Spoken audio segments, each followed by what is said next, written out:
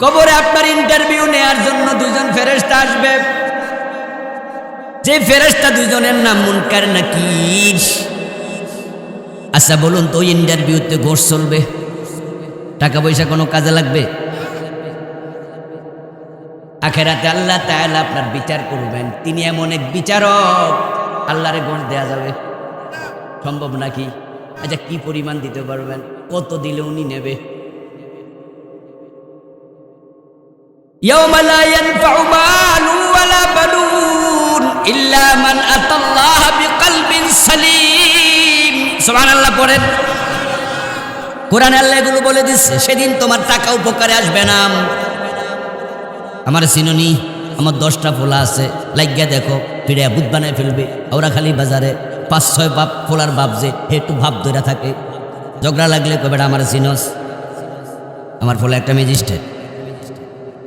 আরে আমার লোক ঝগড়া করে যায়, রিক্সাওয়ালা আমার ধাক্কা দিয়া রিক্সা থেকে নামাই দিবি কইলি 5 টাকা কম দিছি, এই জন্য আমার চিনস নি। আমার পোলা হচ্ছে এই এলাকার অমুক। খবর দিলে তোর রিক্সা হিসাবে গেলে কতজন টাকার গরম দেখায়, কতজন অর্থের গরম দেখায়, কতজন সন্তানের গরম দেখায়। দেখায় না? চান্স পাইলে একটু গরম দেখায়, আমি অমক। ইয়াউমা লা ইয়ানফাউ মালুন ওয়ালা বানুন। সেদিন তুমি আল্লাহর সামনে হাজির হবা। তিনি এমন এক বিচারক, তোমার সম্পদ কোনো কাজে আসবে না, তোমার সন্তানের বাহাদুরি চলবে না। ইল্লা মান আতাল্লাহা বিকলবিন সালিম।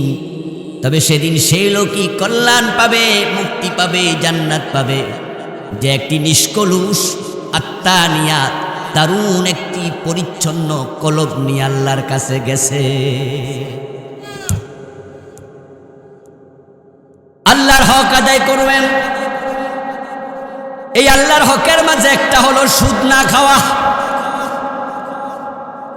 সুদ খাইতে মানা করছে কে? চুপ করে থাকা যাবে না, কথা বলুন। সুদ খাইতে মানা করছে কে? এখন সুদ খাওয়া মানে আল্লাহর হক নষ্ট করা। নামাজ কাজা করা যাবে না, নামাজ পড়তে আদেশ করেছে কে? এখন এই নামাজ আপনি না পড়লেন, এটাই আল্লাহর হক নষ্ট করা। আচ্ছা বলুন তো, আপনারে বানাইছে কে? হাত চোখ কান সব দিছে কে? বাতাস অক্সিজেন দেয় কে? খাওয়ার পরে হজম করায় কে? আবার এগুলো ক্লিয়ার করায় কে? তো আল্লাহ এত কিছু দিছে, এবার আল্লাহ কিছু অর্ডার করবো, ওগুলা পালন করবেন না।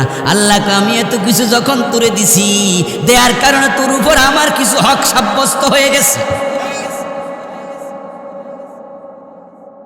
ওরে ভাই, মেয়েটাকে আপনি যখন ইজাব কবুলের মাধ্যমে মহারানা দিয়া বউ বানাইছেন, ইজাব কবুলের সাথে সাথে স্ত্রীর উপরে স্বামীর কিছু হক সাব্যস্ত হয়ে গেছে। আবার স্বামীর উপরে স্ত্রীর কিছু হক সাব্যস্ত হয়ে গেছে, আদান প্রদান হয়েছে। এই কারণে আপনাকে যদি কেউ চাকরি দেয় 10,000 টাকা মাসে বেতন, কথা হলো জানুয়ারির 1 তারিখ জয়েন করবেন, 10,000 টাকা করে মাসে বেতন পাবেন। যখনই জানুয়ারির 31 তারিখ শেষ হবে, আপনি 10,000 টাকা পাবেন। এই যে আপনি তার সাথে একটু কমিটেড হলেন, 10,000 টাকার বিনিময়ে তার চাকরি নিলেন, এখন 1 তারিখ থেকে ওই ব্যক্তির কিছু হক আপনার উপরে সাব্যস্ত হয়ে গেছে। এখন আপনাকে বলল তুমি সকাল 10টা অফিসে জয়েন করবা, তারপরে বিকাল 4টা পর্যন্ত এই কাজগুলা করবা। তিনি যেই কাজ দেন ওই কাজগুলো যদি আপনি না করেন, তার হক নষ্ট হবে কি না? কথা কি বোঝেন? এটাই হলো আল্লাহর হক। অনেকে বলছেন হয়তো মনে মনে, নামাজ আল্লাহর হক কেমনে হইল বুঝলাম না। আল্লাহ কইছে সুদ খাইও না। এখন সুদ খাইলে আল্লাহর হক নষ্ট, এটা কেমনে হইল? এই জন্য আমি ব্যাখ্যাটা দিলাম। আল্লাহ আপনাকে হাত দিছে, চোখ দিছে, কান দিছে, হাঁটার শক্তি দিছে, বাতাস থেকে আপনাকে অক্সিজেন সাপ্লাই দিচ্ছে, আপনারে আকাশটাকে সামিয়ানা বানায় আশ্রয় দিয়েছে, জমিনটা বিছানা বানায়া থাকতে দিছে, আপনার জন্য ধান চাল ভাত গম আল্লাহ সব দিছে। এ পুকুরের মাঝে আল্লাহ মাছ বানাইছে, আপনি ধরে ধরে রান্না করে খান দোস্ত। এত কিছু আল্লাহ দেয়, ওই আল্লাহর কিছু হক আপনার উপরে আছে না নাই? এখন তিনি বলছে তুমি সুদ খাইও না, আপনি খাইলেন, তার হক নষ্ট হয়ে গেল। তিনি বলছে নামাজ পড়ো, নামাজ পড়লেন না, তার হক নষ্ট হয়ে গেল। অর্থাৎ তার হক হলো তার আদেশগুলো মানতে হবে, নিষেধগুলো ছাড়তে হবে। এই আল্লাহর হক যদি আপনি নষ্ট করেন তাহলে আখেরাতে তিনি আপনাকে ধরবেন। ও বান্দা, আমি তোরে 30, 40, 50, 100 বছর হায়াত দিয়েছি, তুই একটু এবার কি করছো আমার একটু জবাব দে। قال النبي صلى الله عليه وسلم لا تزول قدم ابن آدم حتى يسأل عن 50 عن عمره فيما أفناه وعن شبابه فيما أبلاه وعن ماله من أين اكتسبه وفيما أنفقه وما علم وما عمل فيما علمه। আল্লাহর হাবিব বলেন, কিয়ামতে আল্লাহর সামনে হাজির হওয়ার পরে সব মানুষের জন্য পা নাড়ানো নিষেধ। 2 পার উপরে খাড়াবেন, আল্লাহ বলবেন 5টা প্রশ্নের জবাব দেওয়ার পরে পা নাড়াইও, এর আগে তুমি কদম নাড়াইতে পারবা না। কি শক্ত কথা! মানে আল্লাহ কয়, রাসূল বলতেছে, আল্লাহ বলবে কদম নাড়াইও না, পা নাড়ানো যাবে না। এর মানে কয় না সোজা খাড়াই থাক। আমরা কই না অনেক সময় স্টুডেন্টস পড়া না পারলে শিক্ষক কয়, এই খাড়া, এই পড়াটা খাড়াই খাড়া মুখস্থ কর, সোজা খাড়াই থাক। অর্থাৎ তাকে ধমকাচ্ছে। টাকা হাওলাত নিছে। আওরাখালী বাজারে একজন এলাকার ভালো পাওয়ারফুল ব্যক্তি দোকানদার, তার এক পরিচিত লোক আইসা কয়, ভাই 5,000 টাকা হাওলাত দেন, আগামী সপ্তাহে দিয়ে দিব। ও বেটা তাড়াতাড়ি 5,000 দিছে, বিপদ দেখা আগামী সপ্তাহ কেন, 3 সপ্তাহ দেখা নেই। আমার বন্ধু টাকা চাইলে বারবার শুধু ফাঁকিবাজি করে, দেখা দেয় না, ওয়াদা দেয়, ভঙ্গ করে, এরকম চলতে চলতে 2-4 মাস চলে গেল। এবার বেটা ভাবলো ও তো মানুষ ভালো না, কি করি, ঠিক আছে। মানুষ কয়, আঙ্গুল যদি সোজা আঙ্গুলে ঘি না ওঠে তাহলে আঙ্গুল কি করা লাগে, কয় না? বুঝছি রে, সোজা আঙ্গুলে ঘি উঠবো না রে। কয়দিন পর আওরাখালী বাজার দিয়া বেটা যাচ্ছিল। কি করতাম কোনসে, এখন সময়ও কম, কথা কই নষ্ট করলে আরো যাইব কম। 1 মিনিটের ভিতরে একটু জায়গাটা ফিল আপ করেন প্লিজ, তাড়াতাড়ি তাড়াতাড়ি। বলছিলাম আমি করে যাবো ইনশাআল্লাহ। একবার সবাই 1 ইঞ্চি জায়গা রাখেন না প্লিজ, তাড়াতাড়ি লড়াচড়া করে দেন। আগান আগান জিকিরে জিকিরে লা ইলাহা ইল্লাল্লাহ। প্লিজ প্লিজ অন্যের উপকার করেন। আপনারা যারা কোনায় বসছেন, মানুষ তো হাঁটার জায়গাও পাচ্ছে না, একটু আগান না ভাই। মানুষ হাঁটতেও কিন্তু পারছে না, ওই ট্রেনের সাথে ধাক্কা খাবে, গায়ে ময়লা লাগবে। জায়গা দেন, আপনারা একটু এদিকে আগান ভাই প্লিজ। অনেকে তো শিকড় গাইড়ে গেছে মনে হয়, লড়াচড়াই করে না। ঘটনা কি? মূলার মতো নিচের দিকে কিছু গেছে নাকি? মাত্র খাইয়েছে, লড়তে পারতেছে। লা ইলাহা ইল্লাল্লাহ, লা ইলাহা ইল্লাল্লাহ মুহাম্মাদুর রাসূলুল্লাহ। আমার বন্ধু বলতেছিলাম, বেটা টাকা হাওলাত নিচে, দেখা দেয় না, চলে গেল কয়েক মাস। ওই প্রভাবশালী দোকানদার ভাবলো আঙ্গুলটা একটু বাঁকা করব। এখন আওরাখালী বাজারে দেখা হয়ে গেছে। দেখা হয়েছে, কে ভাইজান দাঁড়ান, আজকে আর মুস্কি হাসি মাসি নাই, এই দাঁড়ান, টাকাটা দেন। কয়বার ওয়াদা দিছেন মিয়া, ওয়াদা ভাঙেন। ওই বেটা কয়, ভাই দিমুনি, দেমুনি, এখনই দেন। কয় না, খেপে গেছে, টাকা দেন। এরপরে এবার বলতেছে, একটা আঁক দিলাম, টাকা না দিয়া আঁক ফার হইবেন না।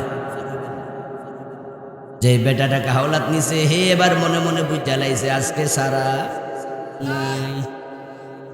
এর মানে আঁক থেকে লড়লেই মারামারি শুরু হয়ে যাইতে, কিল থাপ্পড়ও শুরু হতে পারে। এই যে আমাদের মাঝে একটা প্রচলিত কথা আছে, আঁক দিলাম সামনে যাইও না। রাসূলুল্লাহ বলে, কিয়ামতের দিন আল্লাহ বলবে 5টা প্রশ্ন করব, জবাব না দিয়া পা নাড়াইস না। তার মাঝে আল্লাহ প্রথম প্রশ্ন করবে, তোরা আমি 30, 40, 50 বছর হায়াত দিছি, আমার আদেশ নিষেধের আলোকে চলেছিস কিনা জবাব দে, জবাব দে। আমার হকগুলো কি কি আদায় করছ, জবাব দে। এখন এবার আপনারা বলুন তো, আমরা যা বলি, আমরা যা করি, সব কিছু রেকর্ড করার জন্য আমলনামা আছে না নাই? যারা জানেন তারা জবাব দিয়েন। তো আমল নামাটার রেকর্ডার ক্যামেরা আল্লাহ রাখছে দেহের কোন জায়গায়? গর্দানে। মাশাআল্লাহ।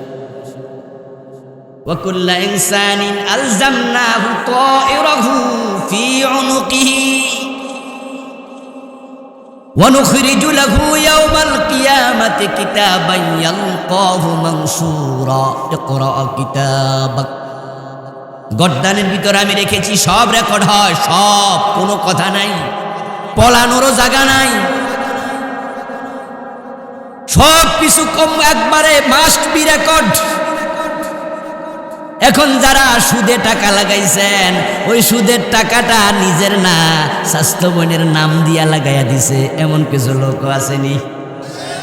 ওই দোস্ত কিছু টাকা লাগবে, লাখখানেক টাকা, মাসখানেকের জন্য একটু হাওলাত দে।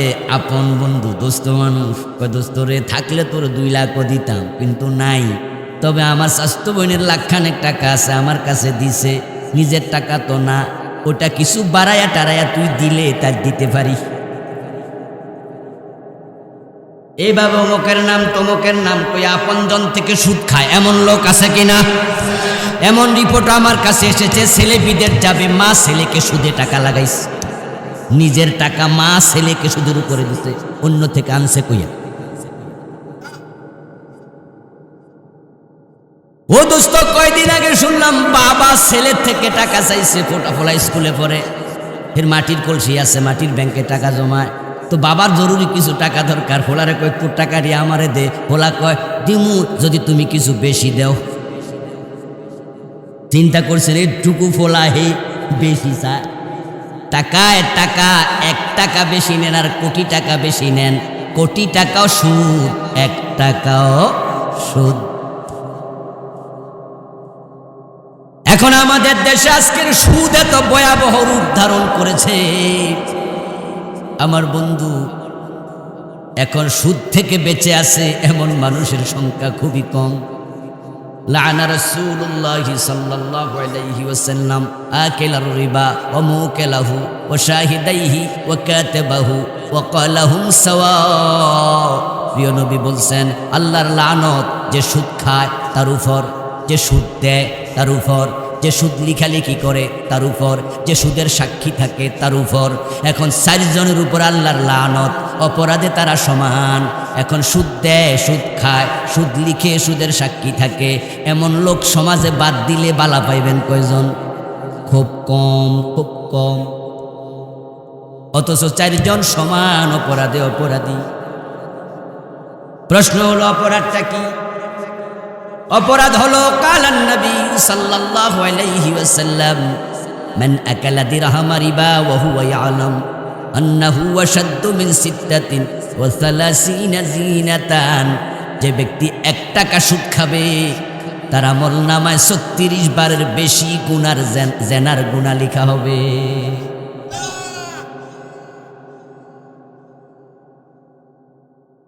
টাকা সুদ খেলে 36 বার জেনা কমপক্ষে হবে। তাহলে 100 টাকা সুদ খেলে 3600 বার জেনা হবে। 1000 টাকা সুদ খেলে 36,000 বার জেনা হয়, যেটা একটা পতিতা নারীও এত জেনা করার বয়স পায়। قال النبي صلى الله عليه وسلم للربا 73 بابا أيسرها أن ينكح الرجل أمه। ওয়াল্লাহর বান্দা, যে সুদ খায়, শোনো, প্রিয় নবী বলছে, সুদ খেলে বড় বড় 73টা গুনাহ হয়, সবচেয়ে ছোট গুনাহটা হলো নিজের মায়ের সাথে জেনা করা।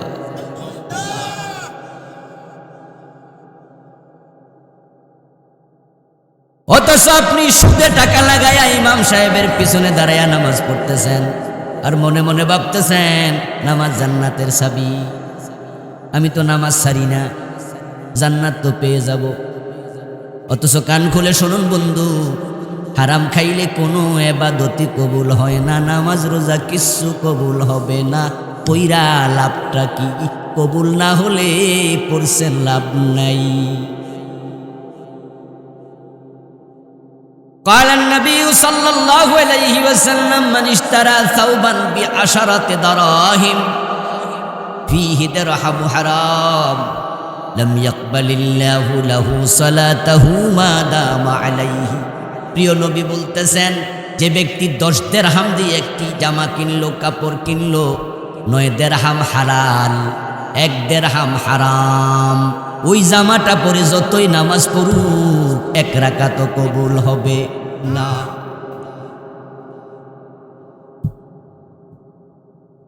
আপনার ইনকামের মাঝে হারাম ঢুকে গেছে, আপনার ইবাদত কবুল হওয়া বন্ধ হয়ে গেছে। আমার প্রিয় ভাইয়েরা, যারা অফিসে চাকরি করেন, সরকারি অথবা বেসরকারি, মাঝে মাঝে আছে কিছু অন্যায়, যে অন্যায়ের কারণে অফিস আপনার বেতন বন্ধ করে দেয়। এমন কিছু শাস্তি আছে না? বাতিল করে নাই। সরকারি কর্মসূচি হলো 16 ডিসেম্বর পালন করো, ওদিন অফিসিয়াল ছুটি আছে, কিন্তু রাষ্ট্রের আলাদা অর্ডিন্যান্স আছে। ছাত্র শিক্ষক মাদ্রাসায় আসবে, স্কুলে আসবে, সেদিন বিজয় দিবস পালন করবে। কিন্তু প্রিন্সিপাল সাহেব সেদিন বাড়ি চলে গেছে, টিচাররাও আসে নাই, ছুটি দিয়ে দিছে, স্টুডেন্ট আসে নাই। টিউনু সাহেব অথবা আপনার অন্য কোনো অফিসার আসছে, এসে দেখে মাদ্রাসায় তালা। হতে পারে তাদের এমপিওটা আপাতত স্থগিত, অর্ডার দিছে 3 মাস বেতন বন্ধ। কথা বুঝেন কিন্তু? আচ্ছা, এবার নিজেরা আলোচনা করেন, ও উত্তর দেন তো। এই যে 3 মাস বেতন বন্ধ, মাদ্রাসা কি বন্ধ থাকবে? ক্লাস কি বন্ধ থাকবে? সব চলবে, কিন্তু বেতনটা বন্ধ। এবার তুমি সরি বলো, অফিসিয়ালি শোকসের জবাব দাও। কর্তৃপক্ষ যদি তোমার জবাব পাইয়া সন্তুষ্ট হয়, প্রিন্সিপাল টিচাররা মিলে লেখছে, স্যার এ জাতীয় ভুল ভবিষ্যতে আর কোনোদিন করব না, আপাতত আমাদের মাফ করে দেন, আমরা সরি বললাম। এবার কর্তৃপক্ষ কয়, ঠিক আছে, বেতনটা আবার চালু করো। যারা হারাম খায় তাদের ইবাদত চলমান, কিন্তু ইবাদত কবুল হওয়া আল্লাহ বন্ধ করে রাখে। হারাম না ছাড়লে ইবাদত আর কবুল হবেই না।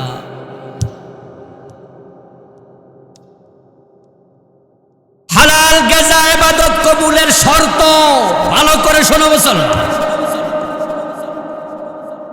আপনি নামাজ পড়বেন, রোজা রাখবেন, আবার হারাম খাবেন, এই নামাজ রোজা কবুল বন্ধ। ও আমার প্রিয় ভাই, এখন আপনার ইবাদত কবুল বন্ধ অবস্থায় যদি মৃত্যু এসে যায়, উপায় নাই। আপনার ইবাদত গুলো কবুল হওয়া বন্ধ, এই অবস্থায় মৃত্যু হয়েছে। যেমন আপনারা যারা সুদে টাকা লাগাইছেন, কারো 10,000, কারো 5,000, কারো 10 লাখ, কারো 50 লাখ, এই অবস্থায় মৃত্যু হতে পারে না? কথা বলে, মৃত্যু হতে পারে না? আচ্ছা, যেদিন মৃত্যুটা হয়েছে ওই দিনও কি আপনার অ্যাকাউন্টে সুদের কিছু টাকা জমা হয় নাই? তাহলে মৃত্যু এমন অবস্থায় হলো, আপনি মায়ের সাথে জেনা করা অবস্থায়। ছোট গুনাই হলো এটা, তো বড়টা কি? বড়টা কোরআনে আছে, ইয়া আইয়ুহাল্লাযীনা আমানুত্তাকুল্লাহ ওয়া যারু মা বাকিয়া মিনার রিবা ইন কুনতুম মুমিনিন ওয়া ইন লাম তাফআলু ফাযানু বিহারবিন মিনাল্লাহি ওয়া রাসূলিহি। কোরআনের উপরে সবার বিশ্বাস আছে তো? আমি কোরআন থেকে আয়াত তেলাওয়াত করে শোনাচ্ছি। আল্লাহ বলছে, ও মুমিন, আল্লাহকে ভয় করো, যে সুদে টাকা লাগাইছো এগুলো আপাতত ছাড়ো, তাড়াতাড়ি ছাড়ো, দেরি আর করিও না, যদি তুমি মুমিন হও। এরপর বলে, যদি তুমি সুদ না ছাড়ো, আল্লাহ এবং রাসূলের বিরুদ্ধে যুদ্ধ করার জন্য প্রস্তুতি নাও।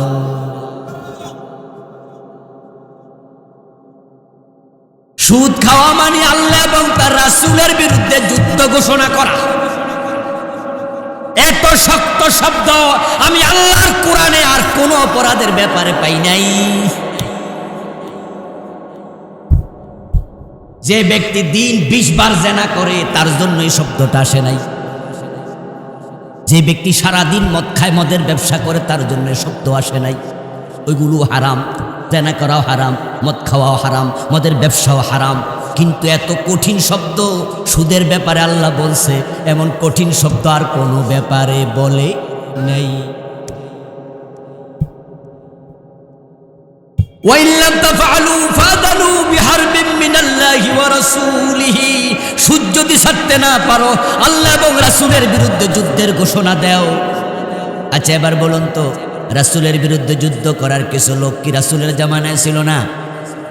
কথা বলুন, রাসূলের সাথে যুদ্ধ করছে কিছু লোক ছিল কি না? এবার একটু বলুন তো, তারা মুমিন না কাফের? এর মানে কি দাঁড়ালো? সুদ খাওয়ার পরে তোমার ইমানের অবস্থা কি বুঝো? তুমি আল্লাহ এবং রাসূলের বিরুদ্ধে যুদ্ধকারীর মতো হয়ে গেছো। প্রিয় ভাইয়েরা, আলোচনার বিষয়বস্তু সুদ ঘোষ, এর ভয়াবহতা, এর মানে হারাম বস্তু কতটা ধ্বংসশীল হয়, কতটা ভয়াবহ হয়, এ বিষয়ে কথা বলতে অনুরোধ করা হয়েছে। বিষয়বস্তুর আলোকে পবিত্র কোরআন মাজিদ থেকে ছোট্ট একখানা আয়াতে কারিমা তেলাওয়াত করেছি। প্রিয় নবীজির পবিত্র মুখ অনুসৃত একখানা ছোট্ট হাদিস পড়েছি। আল্লাহ তাআলা তৌফিক দান করলে এখান থেকে কিছু কথা বলবো ইনশাআল্লাহ। এই দুনিয়াতে আমরা 100 বছর আগে কেউ ছিলাম না। এখানে 100 বছর বয়স কারো আসেনি? নাই? কেউ আছে নাকি? না, বুড়া যারা আছে 100। আরে আপনারা তো আমি খুঁজি, হ্যাঁ বিভিন্ন মাহফিলে আমি খুঁজতেছি, উনি কই, এবার কি নাই নাকি, না মরে টরে গেল, করোনা ফরোনা গেছে? আল্লাহু আকবার। আপনার মনে 80 পার হয়েছে না? মাশাআল্লাহ, আলহামদুলিল্লাহ। 100 বছর আগে আমরা কেউ ছিলাম না। 100 বছর পরে থাকার সম্ভাবনাও নেই। ছিলাম না, এসেছি, আবার চলে যাব। এখন যাওয়ার সময় খালি হাতে গেলে কিন্তু মুসিবত আছে। আল্লাযী খালাকাল মাউতা ওয়াল হায়াতা লিয়াবলুয়াকুম আইয়ুকুম আহসানু আমালা। আপনাকে আমাকে দুনিয়ায় যিনি পাঠাইছেন 30, 40, 50, 100 বছর হায়াত দিয়া এই সময়টুকুতে কিছু অর্জন করার জন্য পাঠাইছে। হাতে করে নিতে হবে কিছু। প্রতিটা মানুষের ভাবা উচিত সে তার ভবিষ্যতের জন্য কি অর্জন করেছে। আমার ভাই, আমরা যারা চাকরি পাই, ব্যবসা বাণিজ্য শুরু করি, যখন থেকে বেতন পায়, যারা সচেতন মানুষ 10,000 টাকা বেতন পেলে সে মনে মনে ভাবে ইসলামী ব্যাংকে 1000 করে একটা ডিপিএস করি। যারা রিক্সা চালায় তারাও মাটির ব্যাংক কিনে প্রতিদিন 20-50 টাকা সে ডিপোজিট করে জমাইতে চায়। আর যাদের আরো বড় অঙ্ক আছে তারা আরো বেশি জমায়। প্ল্যান হলো নতুন চাকরি পাইছি, সামনে বিয়ে শাদী আছে, ঘরবাড়িও লাগবে। রিক্সাওয়ালা ভাবে পরের রিক্সা কয়দিন চালামু, ভাড়ায় নিজে একটা রিক্সা কিনতে হবে। মেয়েটা বড় হয়েছে, বিয়ে দেয়া লাগবে। ভবিষ্যৎ নিয়ে ভাবে না, শুধুমাত্র পাগল এবং দায়িত্বহীন লোকেরা, যাদের কোনো দায়িত্বই নাই, উদ্ভট মানসিকতার, তারা ফিউচার নিয়ে ভাবে না, যা পায় তাই খরচ করে ফেলে। এমন কিছু লোক আছে না? আমরা এই জাতীয় লোকের ব্যাপারে বলি, এরে দিয়া কিচ্ছু হইব না, কইনি। 20,000 টাকা বেতন পায়, মাস শেষে 20,000ই শেষ। 2-3 বছর চাকরি করার পরে যদি সামান্য বিপদ হয়, ওই বিপদের জন্য অন্য মানুষের কাছে টাকা হাওলাত চায়। অথবা রোগ শোক যদি বড় হয়, তখন 20,000 বেতনওয়ালাও কয় মানুষের কিছু দেন, ভিক্ষা চায়। মানুষ কয় তুই না চাকরি করছস, এই তুই না বড় চাকরি করস? কয় ভাই যা পাইছি খরচ করছি, কার তোর দিক কিছু হইব না। আমার বন্ধু, দুনিয়াতে 30 বছর 50 বছর বাঁচবেন, এতে যদি আপনি মাটির ব্যাংক কিনে টাকা জমান, ব্যাংকে ডিপোজিট করেন, এখন মরার পরে কোটি কোটি বছর থাকা লাগবে, ওখানের জন্য কিছু ডিপোজিট দরকার আছে না নাই? ওয়াল তানজুর নাফসুম মা কদ্দামাত লিগাদ ওয়াত্তাকুল্লাহ। আল্লাহ তাআলা এর জন্য আমাদেরকে বলছে প্রতিটা মানুষের উচিত ওয়ালতানজুর নাফসুন মা কদ্দামাত লিগাদ, প্রতিটা নফসের উচিত, প্রতিটা মানুষের উচিত আখিরাতের জন্য কি জমাইছে এই বিষয়ে একটু নজর দেয়া, একটু ভাবা। ও ভাইয়ের, আজকে আমরা যারা এই মজলিসে আছি, ময়দানে আছি, আচ্ছা বলুন তো আগামী কালকের আগে আজকে রাতের ভিতরও মৃত্যু আসার সম্ভাবনা আছে না নাই? এমনও হতে পারে, এমনও হতে পারে। আমি কিছুক্ষণ পরে কুমিল্লায় যাব মাহফিল করতে, হয়তো আপনারা খবর পাবেন আজকে দুপুরে যে আবুল কালাম আজাদ ওয়াজ করছে রাস্তা অ্যাক্সিডেন্ট করে মরে গেছে।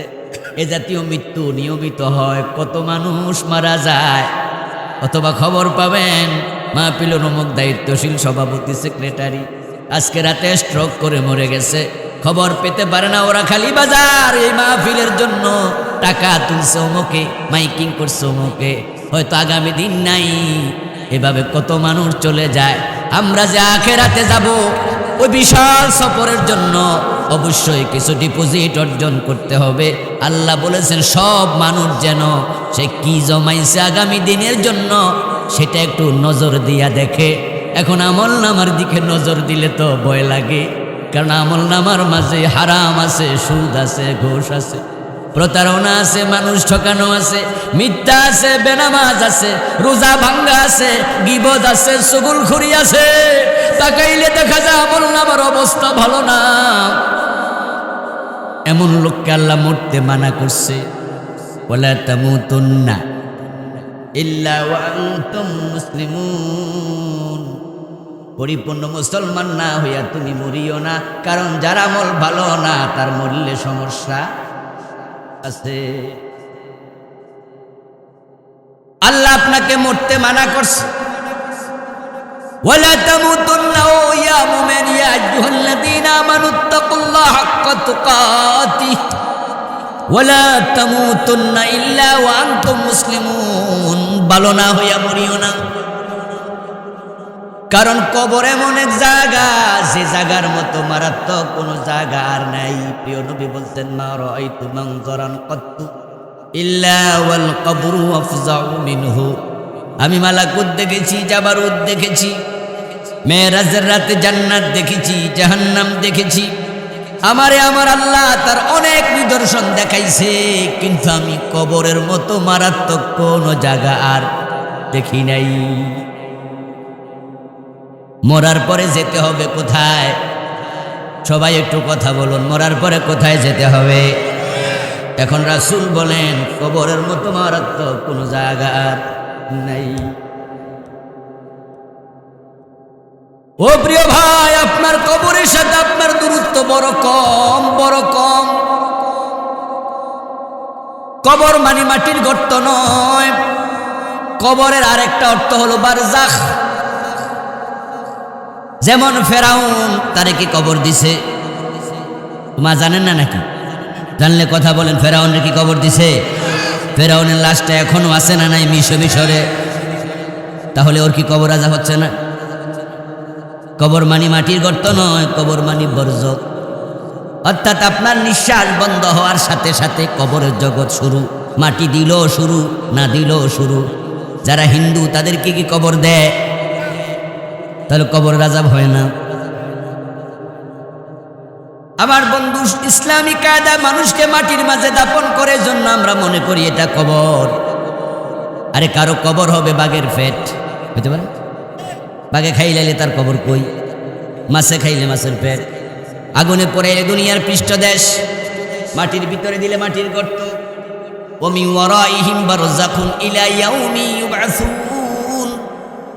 তোমারে কিয়ামতের মাঠে উত্থিত করার আগ পর্যন্ত তোমার মৃত্যুর পরে থাকবা তুমি বরজখে। এখন ওই কবরের জগতের মতো মারাত্মক কোনো জায়গা আর নাই, প্রিয় রাসূল বলেছেন।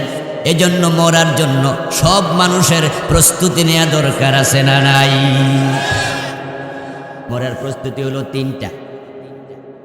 তিনটা কাজ করবেন। কয়টা?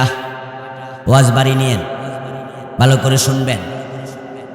আপনি যদি মুমিন হন ওয়াজ আপনার উপকারে আসবেই। ইমান যদি সামান্য থাকে এটা বাড়বেই।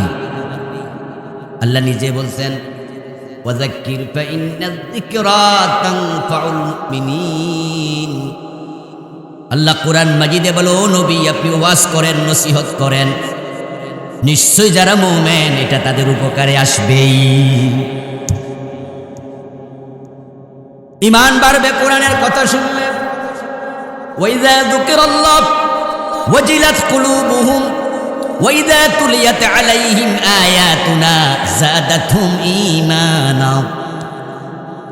আল্লাহর আয়াত তেলাওয়াত করলে মুমিন যারা তাদের ঈমান বাড়বে, তাদের উপকার হবে। তাই কথাগুলো মনোযোগ দিয়ে শুনবেন, নিশ্চয় আপনার উপকারে আসবে।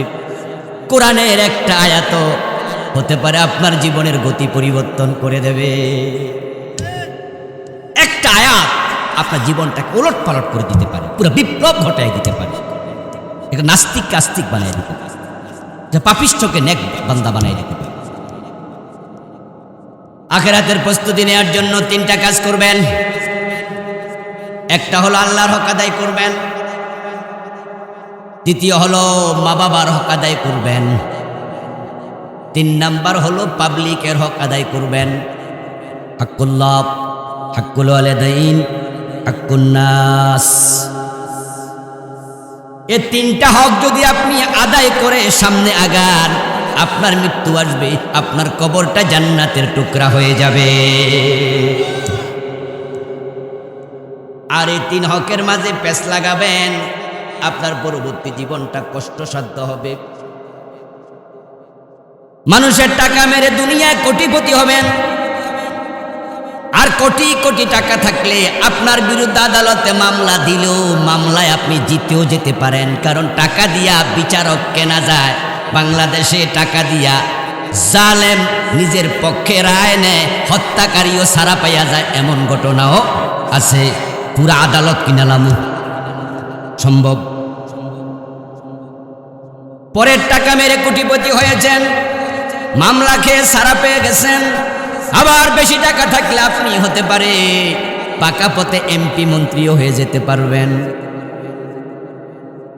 দুনিয়াতে আপনি ভালো থাকতে পারবেন, হতেও পারে, কিন্তু দোস্ত এই 3 হকে যদি আপনি ডিস্টার্ব করেন, আপনার কবরটা আপনার জন্য মোটেও ভালো জায়গা নয়।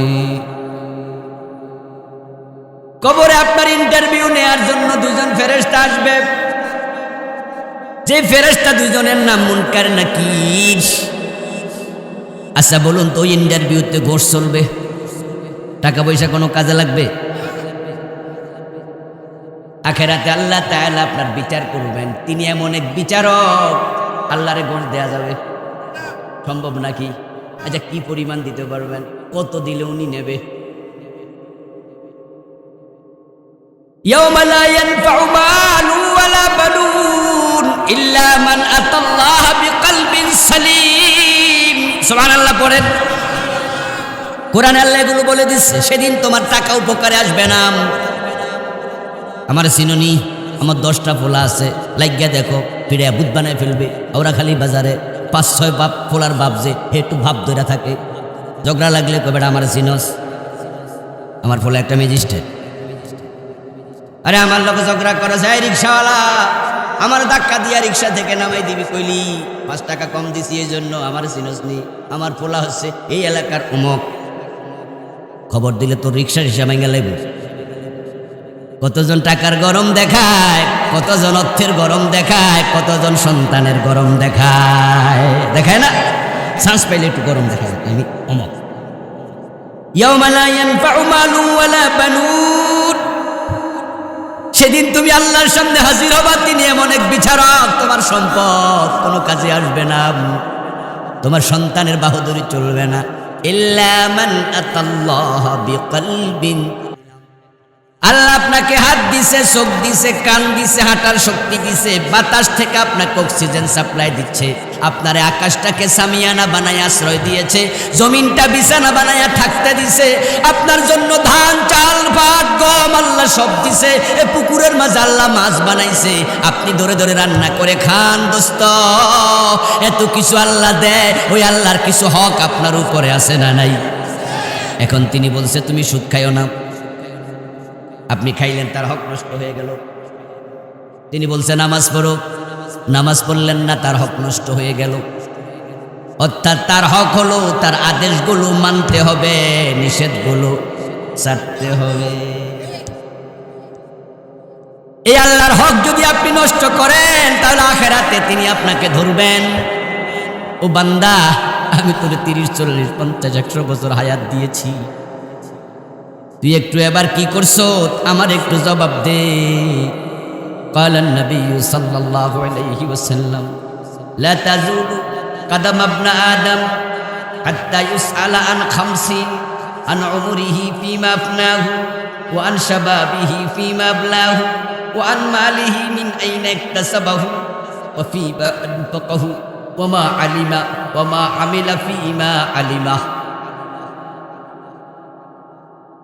আল্লাহর হাবিব বলেন, কিয়ামতে আল্লাহর সামনে হাজির হওয়ার পরে সব মানুষের জন্য পা নাড়ানো নিষেধ। 2 পার উপরে খাড়াবেন, আল্লাহ বলবেন 5টা প্রশ্নের জবাব দেওয়ার পরে পা নাড়াইও, এর আগে তুমি কদম নাড়াইতে পারবা না। কি শক্ত কথা! মানে আল্লাহ কয়, রাসূল বলতেছে, আল্লাহ বলবে কদম নাড়াইও না, পা নাড়ানো যাবে না।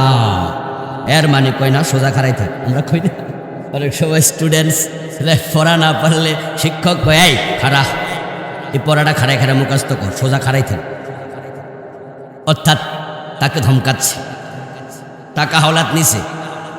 আওড়াখালী বাজারে একজন এলাকার ভালো পাওয়ারফুল ব্যক্তি দোকানদার, তার এক পরিচিত লোক আইসা কয়, ভাই 5,000 টাকা হাওলাত দেন, আগামী সপ্তাহে দিয়ে দেবো। ও বেটা তাড়াতাড়ি 5,000 দিছে, বিপদ দেখা আগামী সপ্তাহ কেন, 3 সপ্তাহ দেখা নেই। আমার বন্ধু টাকা চাইলে বারবার শুধু ফাঁকিবাজি করে, দেখা দেয় না, ওয়াদা দেয়, ভঙ্গ করে, এরকম চলতে চলতে 2-4 মাস চলে গেল। এবার বেটা ভাবলো ও তো মানুষ ভালো না, কি করি? ঠিক আছে, মানুষ কয় আঙ্গুল যদি সোজা আঙ্গুলে ঘি না ওঠে তাহলে আঙ্গুল কি করা লাগে, কয় না? বুঝছি রে, সোজা আঙ্গুলে ঘি উঠবো না রে। কয়দিন পর আওড়াখালী বাজার দিয়া বেটা যাচ্ছিল। কি করতাম কনসে? এখন সময়ও কম, কথা কই নষ্ট করলে আরো যাবো কম। 1 মিনিটের ভিতরে একটু জায়গাটা ফিল আপ করেন প্লিজ, তাড়াতাড়ি তাড়াতাড়ি। বলছিলাম আমি ভরে যাবো ইনশাআল্লাহ। একবার সবাই 1 ইঞ্চি জায়গা এখানে প্লিজ, তাড়াতাড়ি লড়াচড়া করে দেন।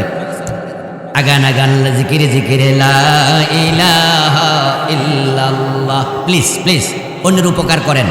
আপনারা যারা কোনায় বসছেন, মানুষ তো হাঁটার জায়গাও পাচ্ছে না, একটু আগান না ভাই।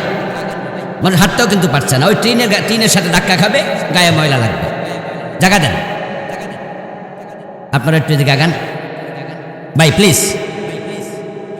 অনেকে তো শিকড় গাইতে গেছে মনে হয়, লড়াচড়াই করে না। ঘটনা কি? মূলার মতো নিচের দিকে কিছু গেছে নাকি? মাত্র খাইয়েছে, লড়তে পারতেছে না। লা ইলাহা ইল্লাল্লাহ, লা ইলাহা ইল্লাল্লাহ মুহাম্মাদুর রাসূলুল্লাহ। আমার বন্ধু বলতেছিলাম, বেটা টাকা হাওলাত নিচে, দেখা দেয় না, চলে গেল কয়েক মাস। ওই প্রভাবশালী দোকানদার ভাবলো আঙ্গুলটা একটু বাঁকা করব। এখন আওড়াখালী বাজারে দেখা হয়ে গেছে। দেখা হয়েছে, কে ভাইজান দাঁড়ান, আজকে আর মুস্কি হাসি মাসি নাই, এই দাঁড়ান, টাকাটা দেন। কয়বার ওয়াদা দিছেন মিয়া, ওয়াদা ভাঙেন। ওই বেটা কয়, ভাই দিমুনি, দেমুনি, এখনই দেন। কয় না, খেপে গেছে, টাকা দেন। এরপরে এবার বলতেছে, একটা আঁক দিলাম, টাকা না দিয়া আঁক ফার হইবেন না। যে বেটা টাকা হাওলাত নিছে, হে এবার মনে মনে বুঝা লাইছে আজকে সারা নাই। এর মানে আঁক থেকে লড়লেই মারামারি শুরু হয়ে যাইতে, কিল থাপ্পড়ও শুরু হতে পারে।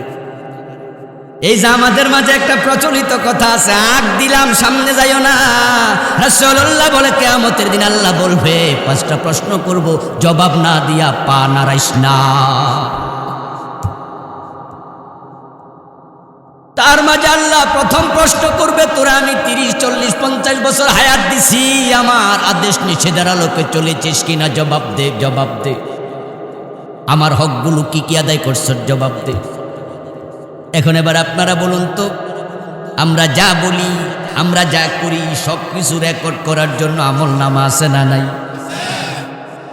যারা জানেন তারা জবাব দিয়েন তো। আমলনামাটার রেকর্ডার ক্যামেরা আল্লাহ রাখছে দেহের কোন জায়গায়? গর্দানে। মাশাআল্লাহ। وكل إنسان ألزمناه طائره في عنقه ونخرج له يوم القيامة كتابا يلقاه منشورا اقرأ كتابك। গর্দানের ভিতরে আমি রেখেছি, সব রেকর্ড হয়, সব, কোনো কথা নাই, পলানোরও জায়গা নাই, সব কিছু কম একবারে মাস্ট বি রেকর্ড। এখন যারা সুদে টাকা লাগাইছেন ওই সুদের টাকাটা নিজের না, স্বাস্থ্য বোনের নাম দিয়া লাগাইয়া দিছে, এমন কিছু লোক আসেনি? ওই দোস্ত কিছু টাকা লাগবে, লাখখানেক টাকা, মাসখানেকের জন্য একটু হাওলাত দে। আপন বন্ধু, দোস্ত মানুষ, ওই দোস্ত রে থাকলে তোর 2 লাখও দিতাম, কিন্তু নাই। তবে আমার স্বাস্থ্য বোনের লাখখানেক টাকা আছে, আমার কাছে দিছে, নিজের টাকা তো না, ওটা কিছু বাড়াইয়া টারাইয়া তুই দিলে তার দিতে পারি। এইভাবে অমুকের নাম তমুকের নাম কই আপনজন থেকে সুদ খায়, এমন লোক আছে কিনা? এমন রিপোর্ট আমার কাছে এসেছে, ছেলে বিদেশ যাবে, মা ছেলেকে সুদে টাকা লাগাইছে, নিজের টাকা মা ছেলেকে সুদের উপরে দিতে, অন্য থেকে আনছে কইয়া।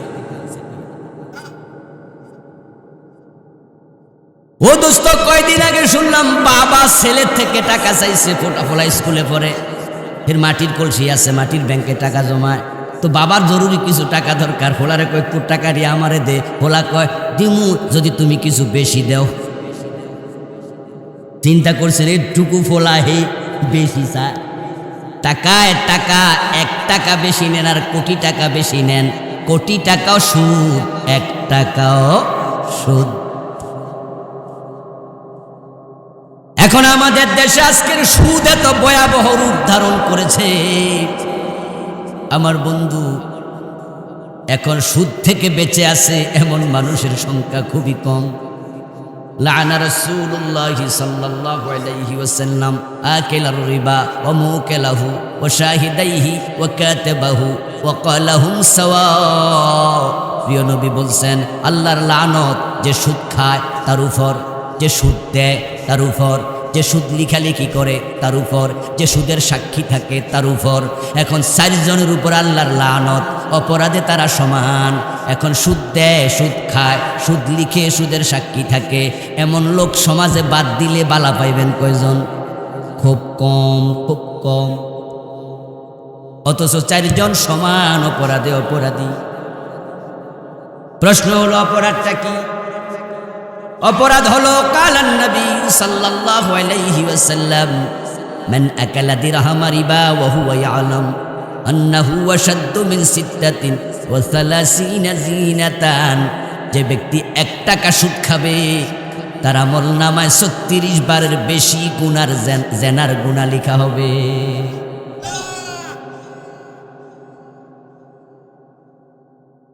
এক টাকা সুদ খেলে 36 বার জেনা কমপক্ষে হবে। তাহলে 100 টাকা সুদ খেলে 3600 বার জেনা হবে। 1000 টাকা সুদ খেলে 36,000 বার জেনা হয়, যেটা একটা পতিতা নারীও এত জেনা করার বয়স পায়। قال النبي صلى الله عليه وسلم للربا 73 بابا أيسرها أن ينكح الرجل أمه। ওয়াল্লাহর বান্দা যে সুদ খায়, শোনো, প্রিয় নবী বলছে সুদ খেলে বড় বড় 73টা গুনাহ হয়, সবচেয়ে ছোট গুনাহটা হলো নিজের মায়ের সাথে জিনা করা।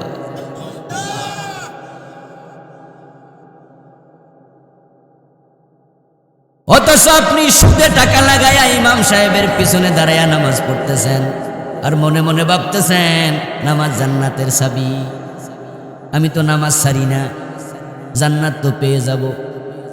অথচ কান খুলে শুনুন বন্ধু, হারাম খাইলে কোনো ইবাদতই কবুল হয় না, নামাজ রোজা কিচ্ছু কবুল হবে না। কইরা লাভটা কি? কবুল না হলে পড়ছেন লাভ নাই। قال النبي صلى الله عليه وسلم من اشترى ثوبا بعشرة دراهم فيه درهم حرام لم يقبل الله له صلاته ما دام عليه। প্রিয় নবী বলতেছেন, যে ব্যক্তি 10 দিরহাম দিয়ে একটি জামা কিনলো, কাপড় কিনলো, 9 দিরহাম হালাল, 1 দিরহাম হারাম, ওই জামাটা পরে যতই নামাজ পড়ুক 1 রাকাত কবুল হবে না।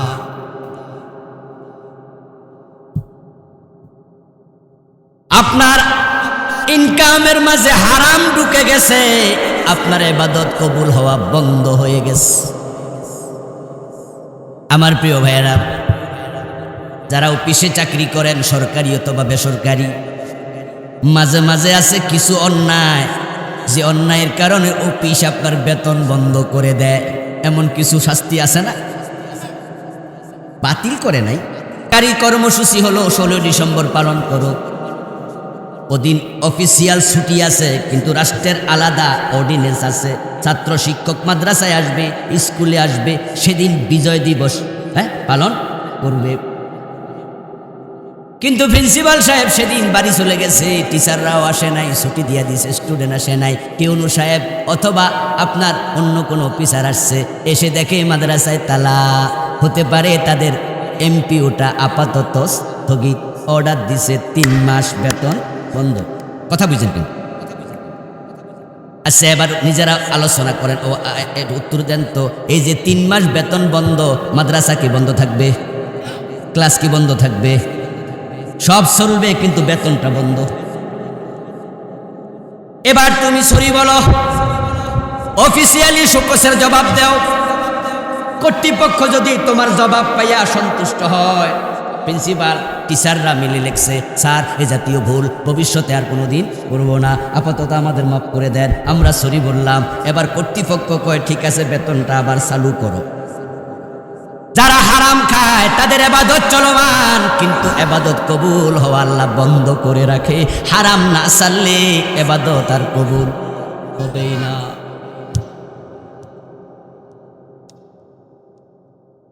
হালাল গেজা ইবাদত কবুলের শর্ত, ভালো করে শোনো মুসলমান। আপনি নামাজ পড়বেন, রোজা রাখবেন, আবার হারাম খাবেন, এই নামাজ রোজা কবুল বন্ধ। ও আমার প্রিয় ভাই, এখন আপনার ইবাদত কবুল বন্ধ অবস্থায় যদি মৃত্যু এসে যায়, উপায় নাই। আপনার ইবাদত গুলো কবুল হওয়া বন্ধ, এই অবস্থায় মৃত্যু হয়েছে। যেমন আপনারা যারা সুদে টাকা লাগাইছেন, কারো 10,000, কারো 5,000, কারো 10 লাখ, কারো 50 লাখ, এই অবস্থায় মৃত্যু হতে পারে না? কথা বলে, মৃত্যু হতে পারে না? আচ্ছা, যেদিন মৃত্যুটা হয়েছে ওই দিনও কি আপনার অ্যাকাউন্টে সুদের কিছু টাকা জমা হয় নাই? তাহলে মৃত্যু এমন অবস্থায় হলো আপনি মায়ের সাথে জেনা করা অবস্থায়। ছোট গুনাই হলো এটা, তো বড়টা কি? বড়টা কোরআনে আছে, ইয়া আইয়ুহাল্লাযীনা আমানুত্তাকুল্লাহ ওয়া যারু মা বাকিয়া মিনার রিবা ইন কুনতুম মুমিনিন ওয়া ইন লাম তাফআলু ফাযানু বিহারবিন মিনাল্লাহি ওয়া রাসূলিহি। কোরআনের উপরে সবার বিশ্বাস আছে তো? আমি কোরআন থেকে আয়াত তেলাওয়াত করে শোনাচ্ছি। আল্লাহ বলছে, ও মুমিন, আল্লাহকে ভয় করো, যে সুদে টাকা লাগাইছো এগুলো আপাতত ছাড়ো, তাড়াতাড়ি ছাড়ো, দেরি আর করিও না, যদি তুমি মুমিন হও। এরপর বলে, যদি তুমি সুদ না ছাড়ো, আল্লাহ এবং রাসূলের বিরুদ্ধে যুদ্ধ করার জন্য প্রস্তুতি নাও।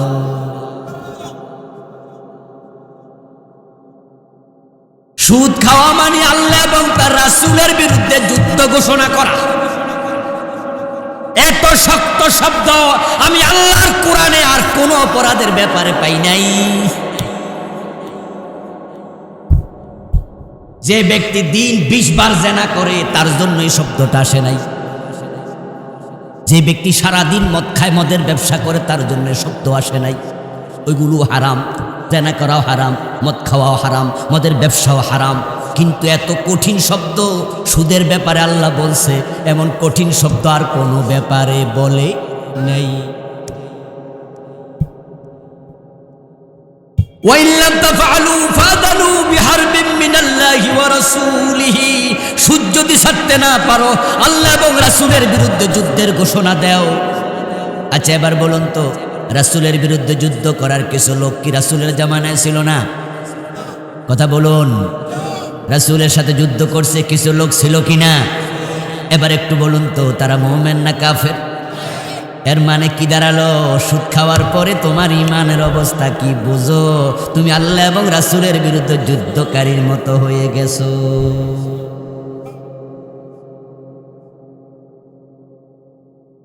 قال النبي صلى الله عليه وسلم لا يدخل الجنة لحم نبت من السحت وكل لحم نبت من السحت فكانت النار أولى به।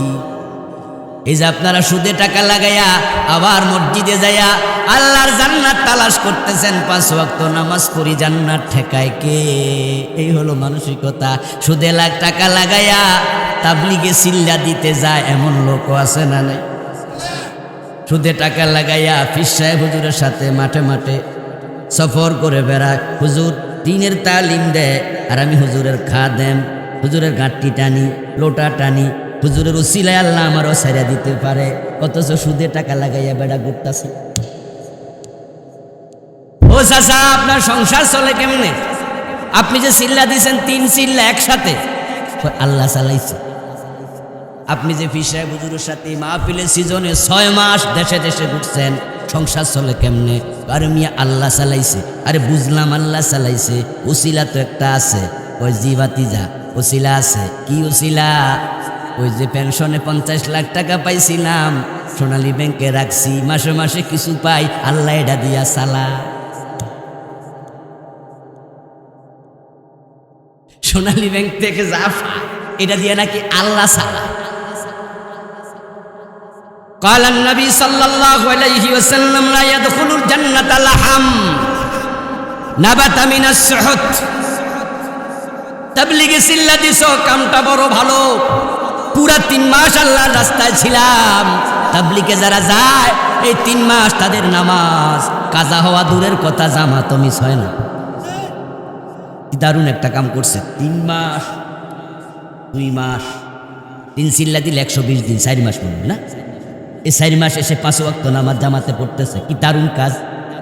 5 ওয়াক্ত নামাজের বাহিরে জিকিরে ফিকিরে থাকতেছে, বিকাল বেলায় তালিমে যাচ্ছে। এবং আরো মজার বিষয় হলো, আমরা জুমার নামাজ পড়াই, তার বিপরীতে বেতন পাই। মাদ্রাসা শিক্ষকতা করি, তার বিপরীতে বেতন পাই। আমি মাহফিলে আসছি, যাওয়ার সময় হাদিয়া পাই। কিন্তু তাবলীগে যে 4 মাস দিল, বিনিময় 1 টাকাও নেয় নাই, সবটা আল্লাহর জন্য দিছে। সওয়াব তো আরো বেশি পাওয়ার কথা, কিন্তু সুদে টাকা লাগাইয়া তাবলীগে যাইছো, কিন্তু পাও নেই।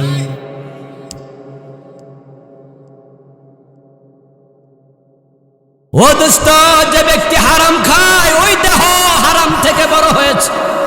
লা ইয়াদখুলুল জান্নাহ, যে নেকের বিনিময়ে তুমি জান্নাত পাইতা, যে দেহ হারাম থেকে উৎপন্ন হয়, বড় হয়, হারাম খাইয়া খাইয়া মোটা হয়, তাজা হয়, রাসূল বলেন ওই দেহ আল্লাহর জান্নাতে ঢুকতে পারবে। ওয়া কুল্লু লাহমিন নাবাতা মিনাস সুতি ফাকানাতিন নারু আওলা বি। যে দেহটা হারাম খাইয়া মোটা তাজা হইছে, প্রিয় নবী হাদিসের শেষ অংশে বলে ওটা আল্লাহ জাহান্নামের জন্যই মোটা তাজা বানাইছে। মেরাজের রাতে প্রিয় নবী সাল্লাল্লাহু আলাইহি ওয়াসাল্লামকে আল্লাহ জান্নাত দেখাইছে, জাহান্নাম দেখাইছে। প্রিয় নবী বলেন, জাহান্নাম আমি উকি দিয়ে দেখলাম কিছু মানুষ, আতাইতু লাইলাতান উসরিয়া বি আলা কওমিন বুতুনুহুম কাল বুয়ুত বিহাল হায়াত তুরা মিন খারিজি বুতুনিহিম কুলতু ইয়া জিবরিল মান হাউলা ক্বালা হাউলা ইয়াকালাতুর রিবা। জাহান্নাম পরিদর্শনে গিয়ে দেখি একটা মানুষের পেট 3 তলা বিল্ডিং এর মতো বড়, 4 তলা বিল্ডিং এর মতো বড়, বিশাল বড় বড় পেট আল্লাহ বানাইছে। ওই পেটের ভিতরে বড় বড় অজগর সাপ ঢুকাইয়া দিছে। বাহির থেকে আমি দেখতে পাচ্ছি ইউকেরিয়ামে মাছ রাখে। বিভিন্ন ভিআইপিদের বাসায় গেলে দেখবেন কাঁচের গ্লাস দিয়া ভিতরে পানি দিয়া মাছ রাখে, দেখছেন না? বাহির থেকে দেখা যায় মাছ হাঁটতেছে। প্রিয় নবী বলেন, আমি দেখতেছি পেটের ভিতরে বড় বড় অজগর সাপ হাঁটা চলা করছে, খাবলায় খাবলায় ছবল দিয়ে মাংস ছিঁড়ে তীরে খাচ্ছে। আমি থমকে দাঁড়ালাম, বিস্মিত হলাম, জিজ্ঞাসা করলাম থমকে দাঁড়িয়ে, ভাই জিবরিল, এই লোকগুলো আবার কি অপরাধ করেছে দুনিয়ায়? জিবরিল আমিন জবাব দেন, হা উলাইয়া কালাতুর রিবা, ওরা হলো দুনিয়ার সুদখোর মানুষ।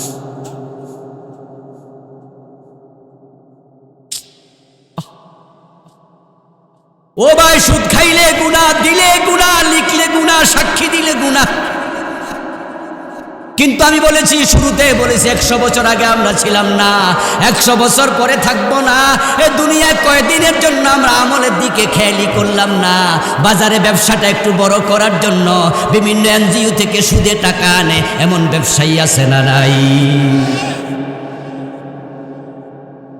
আবার একটু হিসাব করে দেখছে, আমার ব্যবসা মোটামুটি একটু ভালো, প্রতি মাসে 50,000 1 লাখ টাকা আয় হয়, এমন ব্যবসায়ী আছে না? বছরের মাঝে 6 লাখ, 10 লাখ, 20 লাখ, 50 লাখ। এখন হিসাব করে দেখছে, যদি আমি এটা সোনালী ব্যাংকে রাখি তাহলে মাসে পাবো আমি 600 থেকে 700 অথবা 400-500। ইসলামী ব্যাংকে রাখলেও 400-500 বেশি পাবো না।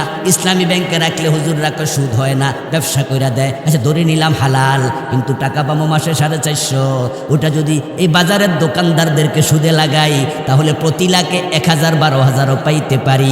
এই জন্য কিছু ব্যবসায়ী আছে নিজের টাকা অন্য ব্যবসায়ীকে সুদে দিচ্ছে, এমন ব্যবসায়ী আছে না নাই? তো কেউ সুদ খাইলো, কেউ সুদ দিল। এখন আপনারা যে উনি টাকা দিবে সুদে, আপনি যদি কয়দিন পরে ফিরা যান, আমি টাকাই নেই নাই, এজন্য কয় তোরে টাকা দিমু, তবে তুই যদি মেম্বার সাহেবরা সাক্ষী হিসাবে কথা কয় না, এই তোর বাপের সাক্ষী হিসাবে তো সাসারে নিয়ে। এখন সুদে টাকা আনতে যাই আপনার কাছে গেছে, আপনি এলাকার মুরব্বী চাচা, ব্যবসাটা তো বেশি ভালো না, 1,05,000 টাকা অমুক আমারে দেবে কইছে, তবে আমনে সাক্ষী থাকলে টাকাটা দিত। মেম্বার সাহেব মনে মনে কয়, এই বেটা তো আমার ভোটার, অথবা সামনে মেম্বরির দাঁড়ামো, এই বেটারে যদি একটুকু হেল্প না করি ভোট সামু কোন মুখে, তাই কয় আচ্ছা আমি গেলে যদি দে চল আমিও গেলাম। উনি সাক্ষী হলো, রাসূল বলে সমান গুনাহ সেও করলো। এখন এইটা লেখালেখি করার জন্য সুদী ব্যাংকগুলোতে বিভিন্ন অফিসার আছে না নাই? এনজিওতে সুদের টাকা লিখে এমন চাকরিজীবী আছে না নাই?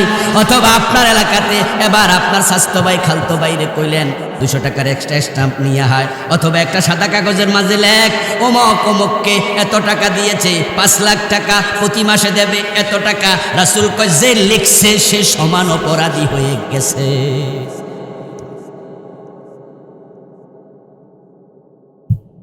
জান্নাতে যদি যেতে চাও হারামের সাথে সম্পর্ক কাট অফ করো।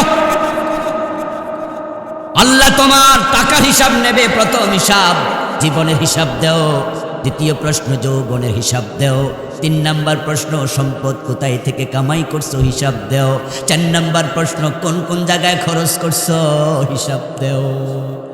তাই টাকা থাকলেই আপনি যা মনে চায় খরচ করবেন, সেই অধিকারও আপনার নাই।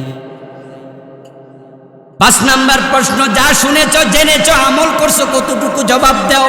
এই 5 প্রশ্নের জবাব দেওয়ার আগে আল্লাহর হাবিব বলেন তুমি কদম নাড়তে পারবা না।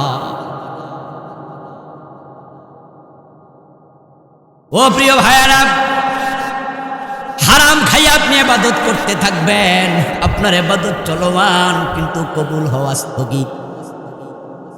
এখন আপনি যদি চান কবুল হোক, তাহলে আপনি হারাম থেকে ফিরে এসে আল্লাহর কাছে অফিসিয়ালি দরখাস্ত করুন, সিস্টেম মতো যোগাযোগ করেন। ওই যে বলছিলাম টিউ সাহেব এসে দেখে 16 ডিসেম্বর 26 মার্চ জাতীয় দিবসে মাদ্রাসা স্কুল বন্ধ, শোকজ দিছে, বেতন বন্ধ। এখন প্রিন্সিপাল বড় বিনয়ের সাথে বলে স্যার ভুল হয়ে গেছে, এই জাতীয় ভুল আর ভবিষ্যতে করব না, আমাদের বেতনটা দয়া করে চালু করুন, আমরা 26 জন টিচার আছি, আমাদের পরিবার কষ্টে আছে। এইভাবে বিনয়ের সাথে দরখাস্ত করলে এবার অফিসার একটা সিগনেচার দিয়া কয় আপাতত ছাড় দিলাম। এখন যারা হারাম খান ইবাদতগুলো কবুল হওয়া অলরেডি বন্ধ আল্লাহ করে দিছে, আমার রাসূল এটা জানাইছে। এখন ইবাদত কবুল হওয়া চালু করতে হলে বিনয়ের সাথে আল্লাহর কাছে তাওবা করা দরকার আছে না নাই? আর উপায় নাই।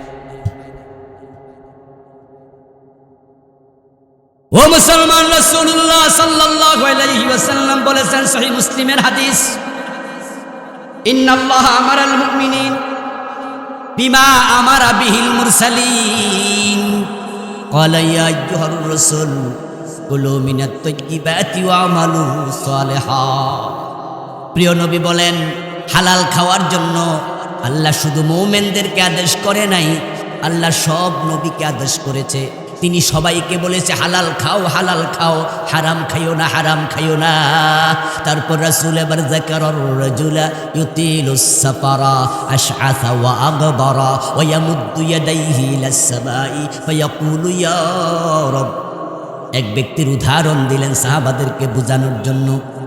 সাহাবারা শোনো, হজ করার জন্য বহু দূর থেকে আল্লাহর এক বান্দা মক্কায় গেছে, হতে পারে আফ্রিকা থেকে, হতে পারে এশিয়া থেকে। রাসূলের জামানায় যখন ঘোড়া ছাড়া, ওট ছাড়া আর কোনো বাহন ছিল না, গাড়ি ঘোড়া কিচ্ছু নাই, ঠেলা গাড়িটাও ছিল না, হেলিকপ্টার আর বিমান তো বহু দূরের কথা। প্রিয় নবী বলতেছেন, বহু দূর থেকে গেছে সফর করে মক্কায়, আশআসা ওয়া আগবারা, যেতে যেতে চুলগুলো একবারে এলোমেলো হয়ে গেছে, শরীরটা ধুলি দূষরিত হয়ে গেছে। ব্যক্তি অনেক কষ্ট করে হেঁটে চড়ে আপনার সাঁতরাইয়া, ডিঙ্গি নৌকা দিয়া, নদী পার হইয়া, সাগর পার হইয়া, মরুভূমি পার হইয়া, তারপরে কাবার অঙ্গনে যাইয়া আল্লাহর কাছে এবার সব মনের কথা বলছে। দুই হাত তোলা, আল্লাহ তোমার গোলাম তোমার ঘরে হাজির হয়ে গেছে। প্রিয় নবী বলেন, তার মাথার চুলগুলো এলোমেলো, দীর্ঘ সফরের কারণে গা ধুলি ধুলায় ভরা, এহরামের কাপড় পরা, আল্লাহর সামনে হাত তুলছে। এখন তোমরা যারা তার দিকে তাকাইবা, তোমরা দেখে মনে মনে ভাববা, ওই লোকটার হাত আল্লাহ খালি ফিরাবে না। অথচ মাতআমুহু হারামুন ওয়া মাশরাবুহু হারামুন ওয়া মালবাসুহু হারামুন ওয়া গুদিয়া বিল হারামি ফান্না ইউস্তাজাবু লিযালিকা। আমি নবী ভিন্ন কথা বলতেছি, তোমরা খালি চোখে দেখে মনে মনে ভাবতেছো এই লোকের তো আল্লাহ ফিরাবে না। সে দুই হাত তুলে যেইভাবে আল্লাহরে ডাকতেছে কাবার অঙ্গনে দাঁড়াইয়া, অথচ তার পেটে হারাম খাবার আছে,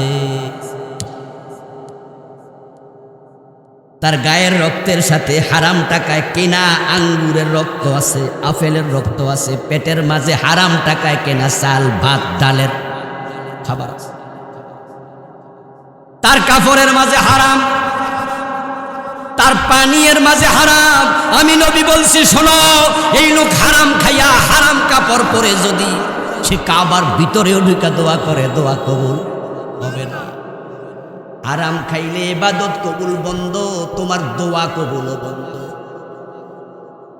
এখন হারামের মাঝে একটা গেল সুদ। এখন আপনারা যারা সুদের সাথে আছেন তারা সুদ ছেড়ে দেবেন, রাজি আছেন? রাজি আছেন? রাজি না হলে আপনি শেষ। আপনার কবরে আমি যাব না, আমার কবরে আপনি যাবেন না। সুদের সাথে সম্পর্ক রেখে মরলে উপায় নেই। কার জন্য খাচ্ছেন? পরিবারের জন্য, একটু সন্তানদের জন্য। চোখ বন্ধ করুন, 2-4 মাস পরে আপনার পরিবারও আপনাকে ভুলে যাবে। আচ্ছা, প্রতিদিন দাদার জন্য দাদির জন্য দোয়া করে এমন লোক এখানে কয়জন হবে? দোয়াটা হয় বাবা মা পর্যন্ত, রাব্বির হামহুমা কামা রাব্বায়ানি সগীরা, এই দোয়া হয়, কিন্তু দাদা দাদি পর্যন্ত পৌঁছে এমন দোয়া কম হয়। আচ্ছা, এবার বলুন তো, এই দাদা দাদি তারপরে আপনার আরেকজন আছে না, বড়দাদা? হতে পারে আপনি যেই বাড়িতে বসবাস করতেছেন এই জায়গাটা আপনার বাবা কিনে নাই, উনি উনার বাবা থেকে পাইছে, উনি হলো আপনার দাদা। খোঁজ নিয়ে দেখেন, এই জায়গাটা আপনার দাদাও কিনে নাই, এই জায়গাটা বড় কষ্ট কইরা, সুদ খাইয়া, ঘুষ খাইয়া, কঠোর খাটুনি খেটে আপনার দাদার বাবা কিনেছিল। তিনি গেছে কবরে, এখন আপনি তার নামটাও জানেন না, দোয়া তো আরো দূরের কথা।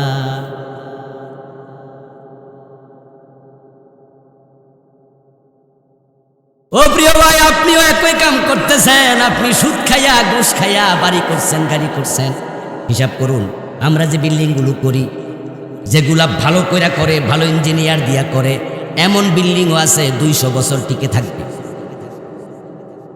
এখন এই 200 বছর আপনার করা বিল্ডিংয়ে আপনার পরবর্তী প্রজন্ম থাকবে। আপনি গেলেন মরে, এবার আপনার ছেলেও 20-30 বছর 50 বছর পরে যাবে মরে, থাকবে তার ছেলে, ও বেটাও থাকবে, আপনার বিল্ডিং এখনো আছে, তারপরে আসবে তার ছেলে। করছেন আপনি 3 নাম্বার 4 নাম্বার প্রজন্ম, আপনার নাম জীবনে মুখেও নেবে না, কারণ সে আপনার হয়তো নামটাই জানে না। তো থাকলো কে আর কবরে মাইর খায় কে? আসলে আমরা খুব বেকুব, আমরা আসলে ব্যাককর, আমরা নিজের জন্য কি করলাম ভাবি। আরেকটা অপরাধের নাম ঘোষ। অনেক অফিসার বাংলাদেশে আছে, 5 ওয়াক্ত নামাজ পড়ে, কিন্তু ঘোষ না দিলে সিগনেচার করে না, ফাইল নড়ে না। বাংলাদেশের শতকরা 99টা অফিস ঘোষ ছাড়া কাজ করে না। এমন অফিসও আছে, বিশেষ করে যেগুলো আছে রেজিস্ট্রি অফিস, বিশেষ করে থানা,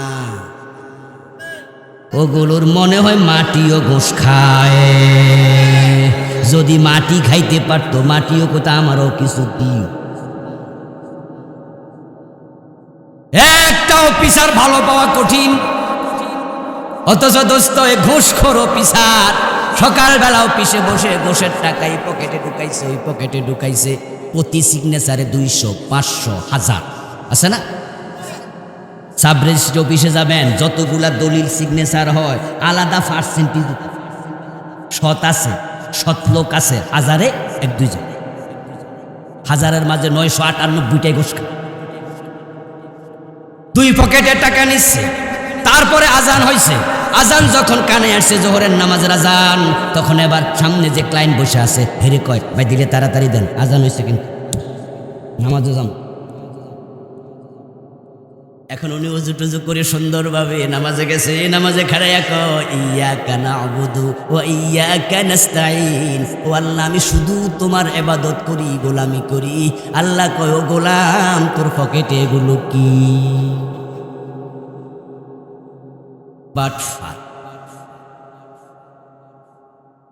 আমার গোলাম বুঝি সকাল থেকে 2 পকেটে ঘোষ নেয়। তুই আল্লাহর গোলাম না, তুই নফসের গোলাম হয়ে গেছিস, ঠিক না? তুই নফসের গোলাম, তুই শয়তানের। লা তাকুলু আমওয়ালাকুম বাইনাকুম বিল বাতিল, একের সম্পদ অন্যায়ভাবে ভক্ষণ করিও না। আমার বন্ধু, আপনারাও নামাজে যান, আজান হলে দৌড়ায় আজকেও গেছেন। এই জুমার নামাজের দিন আমি দেখেছি মসজিদে মানুষ অভাব নাই, দোকানগুলো বন্ধ করেছেন। এই দোকান বন্ধ করে আপনি মসজিদে গেছেন, ইয়াকা না'বুদু ওয়া ইয়াকা নাস্তাঈন আপনিও পড়েছেন। অথচ সকালবেলায় দোকানে আইসা ওজনে কম দেয়া শুরু, মালে বেজাল দেয়া শুরু, 2 নাম্বার বান বিক্রি করে পকেটে টাকা লইয়া নামাজে খাড়ায় কয়, আল্লাহ আমি আপনার গোলামি করি। আল্লাহ কয়, না না, তুই নফসের গোলাম হয়ে গেছিস। ওজনে কম দেয়, মালে বেজাল দেয়, এমন ব্যবসায়ী আসেনি? তবে আওরা খালি বাজারে নেই, সাবধান। ও বন্ধু, আপনি ঠকছেন, আপনি ঠকছেন, আপনি ঠকান নাই। আরে আমারে আপনি কেমনে ঠকাবেন? আমার রিজিক আপনি খাবেন কিভাবে? এটা সম্ভব নয়। আমার রিজিক আপনি খেতে পারবেন না। আপনার দোকানে গিয়ে আমি বললাম, ভাইজান লবণ হবে? লবণ। ডাল চাল হবে? আপনি বললেন জি। তাহলে আমাকে 1 কেজি ডাল দেন। কত? আপনি বললেন হুজুর 150 টাকা। আমি 150 টাকা আপনাকে দিলাম। কথা ছিল আপনি আমাকে কয় কেজি দেবেন? কথা বলেন, কয় কেজি? কিন্তু দেওয়ার সময় দিয়েছেন 900 গ্রাম। তাহলে আমি পানা আছি কতটুকু? আপনি কিন্তু মোছে তেল দিয়ে আমার পুরা টাকা নিছেন, 1 টাকাও কম দেন নাই। আর মনে মনে ভাবছেন, হুজুর মানুষ বুঝেই না, কম যে দিছি টের পাই নাই, আমি বরং জিতে গেছি। ভুল করলেন, ভুল করলেন। কিয়ামতের দিন আমাকে অবশ্যই 100 গ্রামের টাকা আপনাকে ফিরাইয়া দিতেই হবে। আত-তুজ্জারু ইউহশারুনা ইয়াওমাল কিয়ামাতি ফুজ্জারা ইল্লা মান ইত্তাকা ওয়া সাদাকা ওয়া বাররা। প্রিয় নবী বলছেন, হাসরের দিন ব্যবসায়ী যত আছে সবগুলা ব্যবসায়ীকে আল্লাহ বলবে, তোরা সব পাপিষ্টের দল। ও যত ব্যবসায়ী আছো সবগুলা এই জায়গায় আয়। ও ফেরেশতা, চারিপাশে তোমরা লাঠি লইয়া খাড়ায় যাও। আত-তুজ্জারু ইউহশারুন, তুজ্জার তাজেরের বহু বচন। যত ব্যবসায়ী আছে সবগুলো দাঁড়াও, আলাদা হয়ে যাও। সবগুলোকে আলাদা করে ফেরেশতাকে চারপাশে দাঁড় করিয়ে বড় বড় জাহান্নামের রেত দিয়া, বেত দিয়া, চাবুক দিয়া দাঁড় করাইয়া এবার বলবে, আল্লাহ এখান থেকে শুধুমাত্র তাদেরকে বের করো মানিত্তাকা, যে ব্যবসায়ী ব্যবসা করতে গিয়ে আল্লাহরে ভয় করছে।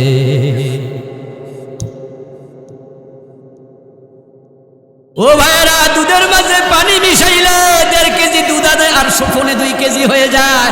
5 কেজি দুধে 1 কেজি পানি দাও, পাবলিক 13 পাবে না, 6 কেজি হয়ে গেছে। দুধের দাম 50 টাকা কেজি হলে 50 টাকা ফ্রি পাইয়া গেছো। কিন্তু যে আল্লাহকে ভয় করে সে 1 ফোঁটা পানি মিশাতে রাজি হবে। ইল্লা মান ইত্তাকা ওয়া সাদাকা ওয়া বাররা। ও ফেরেশতারা, এখান থেকে ওই ব্যবসায়ীকে বের করো, আলাদা করো যে আল্লাহরে ভয় করছে। আপনি যোজনে কম দিছেন, মালে বেজাল দিছেন, আপনার ক্রেতা জানে না, এটা আওয়াজ করে বলুন তো আল্লাহ দেখছে কিনা।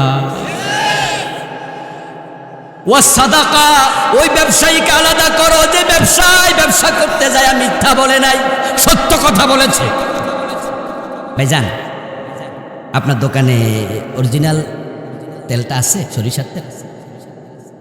আপনি মুস্কি হাসি দিয়ে বললেন, ভাই সরি, অরিজিনাল তেল তো নাই। কথা বুঝলেন? তাহলে আপনি সত্যবাদী হতে পারে। আপনি কথা বলার কারণে ক্রেতা আরেক দোকানে চলে যাবে। ওই পাশের দোকানে যাওয়ার পর আবার জিজ্ঞাসা করছে, ভাই আমার একটু অরিজিনাল সরিষার তেল লাগবে, আছে নাকি? ওই বেটা মনে মনে জানে কোনো সরিষার তেল অরিজিনাল নাই, হে কয়ে দিচ্ছে, ভাই 1 নাম্বারটা। কিসের 1 নাম্বার? আরো বেশি নাম্বারটাও আছে, মানে স্কয়ার 1 নাম্বার। এখন আপনি কিনে নিছেন, আগের দোকানদার সত্যবাদী ছিল, পরের দোকানদার মিথ্যাবাদী। ফেরেশতা বলবে তাকে বের হতে দিও না, আটকায়া রাখ। ওয়া বাররা, যে ব্যক্তি সততা অবলম্বন করে ব্যবসা করছে, সত্যবাদী ব্যবসায়ী, সততা অবলম্বনকারী ব্যবসায়ী। এখানে বাররা মানে নিজে ঠকে না, মানুষরেও ঠকায় না। কিনতে যাইয়া বেশি আনে, দিতে যাইয়া কম দেয়, সৎ না অসৎ। আপনি দোকানে গেছেন, হোলসেলার দোকানে, আপনি কাপড় কিনছেন, কাপড় এরকম পেছানো পেছানো থাকে, এগুলোর কি কয়, লাঠির মাঝে যে বান্ধে, রোল বলে। আপনি 10টা রুল কিনেছেন, 10টা রুলের টাকা দিছেন, কিন্তু বাড়িতে আইসা দেখেন রুল আইসা গেছে 11টা। ওই দোকানদারের বাচ্চা চাকর দেওয়ার সময় ভুলে একটা বেশি দিছে। এখন আপনি সৎ যদি হন, তাহলে আপনি অবশ্যই পরের বার যাওয়ার সময় বলবেন, এটা ফিরাইয়া নেন, একটা বেশি এসেছে। এই 3 গুণ যাদের থাকবে তাদেরকে আবার ফেরেশতা আলাদা করবে। করার পরে আবার আল্লাহ রাসূল আল্লাহ বলেন, প্রিয় নবী আমাদের জানাচ্ছেন, যারা সত্যবাদী ব্যবসায়ী, তাজিরুস সাদুকুল আমিন মা'আন নাবিয়্যিন ওয়াস সিদ্দীকিন ওয়াশ শুহাদা ওয়াস সালিহিন, আও কামা ক্বালান নবী আলাইহিস সালাতু ওয়াস সালাম। যারা সত্যবাদী ব্যবসায়ী, যারা সততা অবলম্বনকারী ব্যবসায়ী, যারা আল্লাহকে ভয়কারী ব্যবসায়ী, আল্লাহ তাদেরকে আবার বলবে, যাও নবীদের সাথে জান্নাতে ঢুকে যাও। তাহলে আপনারা যারা ব্যবসায়ী আছেন, নবীদের সাথে জান্নাতে যাওয়ার সুযোগ আপনাদের আছে। রাসূল নিজে ব্যবসায়ী ছিলেন, ইমাম বুখারী ব্যবসায়ী ছিলেন, ইমাম আবু হানিফা ব্যবসায়ী। আপনার সুযোগ আছে ভালো হওয়ার, সুযোগ আছে জান্নাতে। আমার ভাইয়েরা, এরকম আরো কত হারাম আছে, আজকে তো আর সময় নাই, 4টা অলরেডি প্রায় বেজেই গেছে। দোষ কিন্তু আমার না, আমি এখানে এসে জুমা পড়েছি, এর মানে আমি আরো আগেও স্টেজে আসতে পারতাম। ইভেন আমি এসেছি, এসে আবার ফিরাও আইসা দেখি যে লোক আছে 12-14 জন। হান্নান ভাই ওয়াজ করতেছে, উনি লোক কম পাইছে, তখন আমি যাইয়া বইয়া বইয়া চা খাইছি। তা আবার ফালদাইয়া খাইছি, কারণ চিনি খাই না, চিনিওয়ালা দিছে। হাতে তো টাইম আছে, কইছি এটা বাদ দেন, চিনি ছাড়া আরেকটা আনেন। এরপরে উকি মুকি দিয়ে দেখছি লোক কিছু হয়েছে, তখন আমি আসছি। আর এখন দেখেন দাঁড়াইয়া দাঁড়াইয়া শুনতেছে। তো যারা ঠকছেন, আপনারা দেরিতে আসার কারণে ঠকেছেন, না হয় আরো কিছু কথা বেশিও বলতে পারতাম।